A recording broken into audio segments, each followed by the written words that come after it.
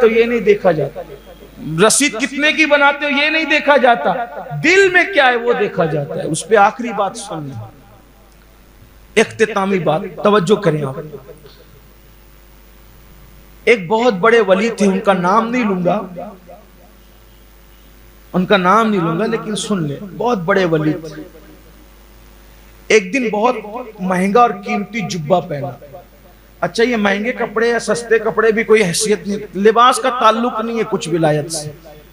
آپ پھٹا پہن رہے ہیں یا ہزاروں کا پہن رہے، اس کا تعلق ولایت سے نہیں، بلکہ حدیث پاک ہے، ایک مرتبہ کچھ صحابہ نے کہا یا رسول اللہ، وہ اللہ سے ڈرنے کی بات بھی کرتا ہے، مہنگے مہنگے کپڑے بھی پہنتا ہے۔ اللہ کے رسول نے فرمایا کپڑوں کا تعلق جو ہے وہ اللہ کے خوف اور خشیت سے نہیں ہے۔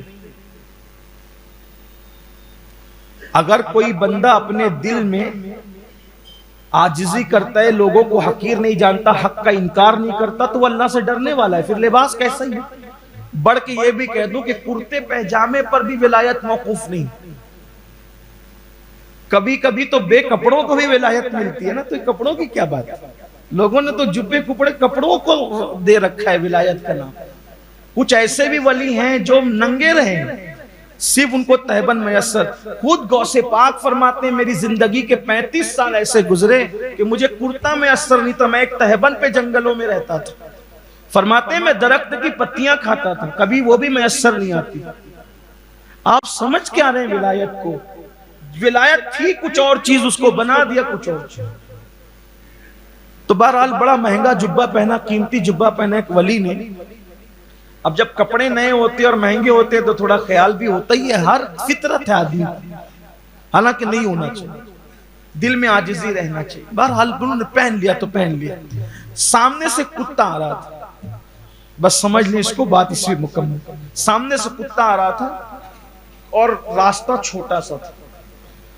کتے کو دیکھ کر انہوں نے اپنا جبہ ایسے سمیٹ لیا، جیسے آج بھی اپنی مسجدوں میں لوگ دیکھ کے لگتے ہیں۔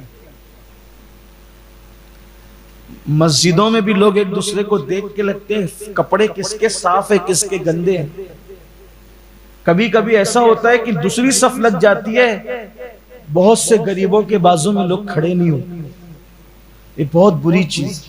لیکن آپ کو بھی کہتا ہوں، نمازیوں کو، جو کپڑے پہن کر شادیوں میں اور ولیمے میں جانے تمہیں شرم آتی ہے، وہ کپڑے پہن کر مسجدوں میں نہ آیا کرو۔ کچھ لوگ تو ایسی گندے سندے کپڑے کچھ بھی اٹھ پٹانگ پہن کے آ جاتے ہیں۔ آپ سے پوچھتا ہوں کہ جب شادیوں میں جاؤ گے تو اہتمام سے جاؤ گے، تو اللہ کے گھر سے بڑا بھی کوئی مقام ہے، کوئی مرتبہ ہے؟ قرآن کہتا ہے جب مسجد آؤ تو زینت کے ساتھ آؤ، اچھے سے آؤ۔ ادھر بیڑی پھینکیں گے، ادھر مسجد میں چھلانگ لگا دیں گے، یہ بیڑی کی بدبو آ رہی ہے منہ سے، مسواک بھی نہیں کریں گے، پسینے کی بدبو آ رہی ہے۔ تھوڑا اس کا خیال کرو، زینت کے ساتھ آؤ مسجد میں، اچھے کپڑے پہن کر۔ اسلام اللہ جمیل یحب الجمال، حدیث ہے، اللہ حسن والا ہے اور وہ خوبصورتی کو اور حسن کو پسند کرتا ہے۔ جمعہ میں بھی آؤ تو ذرا اہتمام کے ساتھ آؤ، اچھے سے آیا کرو، خوشبو لگایا کرو، عطر لگایا کرو، نہا دھو کے آیا کرو، ایسے اٹھ چھوٹ کر کے مت آیا کرو۔ اب اس کا یہ مطلب نہیں کہ اس کی وجہ سے اب آپ نمازی نہ پڑھیں۔ میں نے کچھ عرب شریف میں دیکھا، عرب میں دیکھا، دبئی میں دیکھا کہ وہاں مسجدوں کی کھٹیوں میں، چنئی میں بھی دیکھا کہ جبے ٹنگے ہوتے ہیں، جیسے ہمارے ٹوپیاں رکھی ہوتی ہیں، جبے ٹنگے ہوتے ہیں تاکہ لوگ کوئی بھی لباس پہن کر آئیں وہ جلدی سے جبہ ڈال لیں اور اسی پہ نماز پڑھ لیں۔ اچھا لگا مجھے، اچھا لگا۔ شاید اپنے یہاں لوگ شرمائیں گے، نہیں کریں گے، لیکن مجھے یہ طریقہ اچھا لگا کہ بھئی آپ کا کوئی بھی لباس ہو، مسجد کے اندر چند جبے ٹنگے رہتے ہیں، وہ عبا ٹائپ، وہ ڈال لیا، بٹن لگا لیا، نماز شروع کر دی۔ اچھا ہے، بہتر ہے۔ یعنی جو کپڑے پہن کر آفیسروں کے دربار میں، کچہریوں میں جانے تمہیں شرم آتی ہے، وہ کپڑے پہن کر اللہ کے دربار میں نہ آیا کرو۔ بہرحال انہوں نے جبہ سمیٹا، کس کو دیکھ کر؟ بھول تو نہیں گیا؟ کس کو دیکھ کر؟ کتے کو دیکھ کر۔ جیسی کتے کو دیکھ کر کہ انہوں نے جبہ سمیٹا، کتے نے اللہ سے عرضی کی کہ مجھے زبان دے تاکہ میں تیرے اس ولی سے بات کروں. اور اولیاء اللہ کو یہ تصرف دیا جاتا ہے کہ وہ مخلوق کی بولی سمجھتے ہیں. تو اس کتے نے کہا اے فلاں، آپ کو بھی تو اللہ نہیں بنایا نا، اب مجھے بھی اللہ نے بنایا، ہم دونوں کو بنانے والا ایک ہی ہے، اور آپ مجھے دیکھ کر کے کپڑے سمیٹ رہے ہو. یعنی آپ نے مجھے حقیر سمجھا، اللہ کی مخلوق کو آپ نے حقیر سمجھا. آپ یہ نہ دیکھیں نا کہ میں کتا ہوں، یہ دیکھیں کہ مجھے بھی تو اسی نے بنایا جس نے آپ کو بنایا. دونوں کا خالق تو ایک ہی ہے. اس کا مطلب آپ نے اپنے آپ کو بڑا جانا اور مجھے حقیر جانا. آپ کے دل میں اس کا مطلب غرور کی گندگی ہے، انانیت کی غلاظت اور گندگی ہے.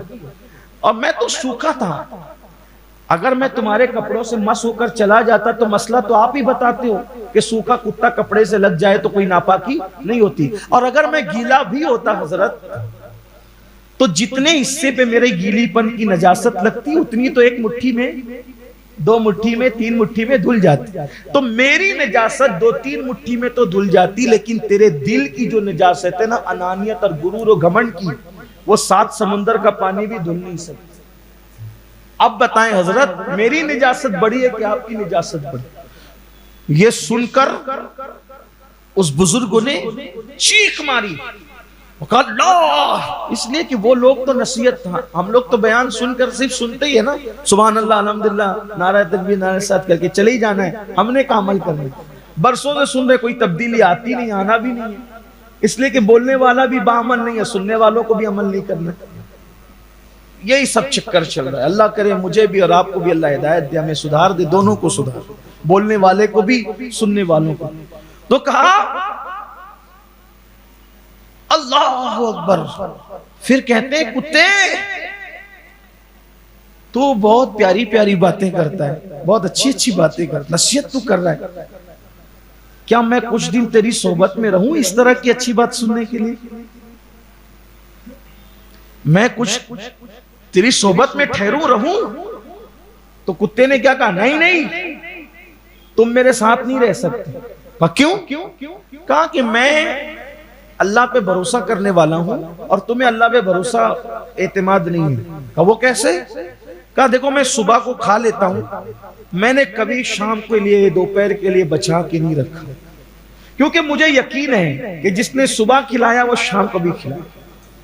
تو میں کتا ہو کر بھی کبھی شام کے لیے اٹھا کر دوپہر کے لیے اٹھا کے رکھتا. لیکن حضرت آپ تو مہینے مہینے کا راشن بھر کے رکھتے ہیں، اس کا مطلب آپ کو بھروسہ نہیں. اچھا یہ آج کے دور پہ یہ بات نہیں ہوتی، آج لوگ مصروفیت نہیں ہے اس لیے لوگ کہ بھئی چلو ایک ساتھ لا کے رکھ دو، کون بار بار بازار جائے گا، جھنجٹ پالے گا.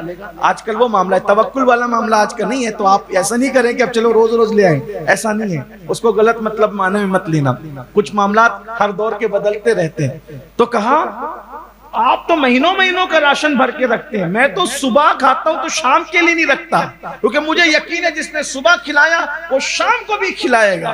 اور آپ تو بہت دنوں کا بنا بنا بچا بچا کر کے رکھتے ہیں، اس لیے آپ میرے ساتھ نہیں رکھ سکتے، جاؤ اپنا رستہ لو.